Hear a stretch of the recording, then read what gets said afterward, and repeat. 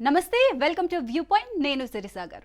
భారత్ పై పాకిస్తాన్ మరోసారి పిచ్చి ప్రేలాపనలు చేసింది.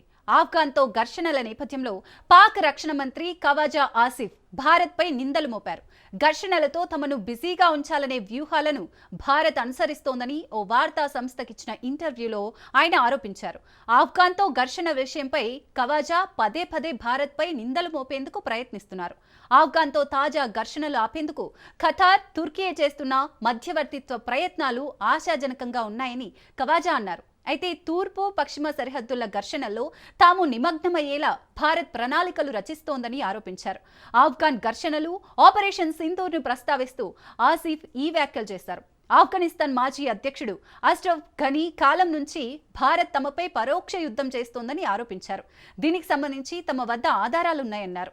అవసరమైతే వాటిని బయట పెడతామన్నారు.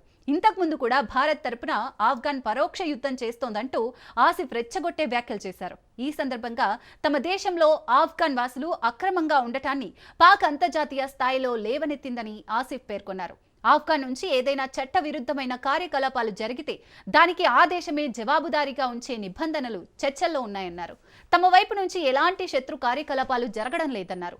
ఆఫ్ఘన్నే కాల్పుల విరమణ ఉల్లంఘనకు పాల్పడుతోందని ఆరోపించారు. ఇటీవల పాక్ ఆఫ్ఘన్ సరిహద్దుల్లో నెలకొన్న ఘర్షణల నేపథ్యంలో ఇరు దేశాల మధ్య సంబంధాలు మరింత క్షీణించాయి. ఈ క్రమంలో కాల్పుల విరమణ కొనసాగింపునకు రెండు దేశాలు ఇటీవల అంగీకరించాయి. వీటి మధ్య సయోధ్య కుదిర్చేందుకు తుర్కీయే, ఖతార్లు ప్రయత్నిస్తున్నాయి. నవంబర్ 6న ఇరు దేశాల మధ్య మరోసారి చర్చలు జరగనున్నాయి.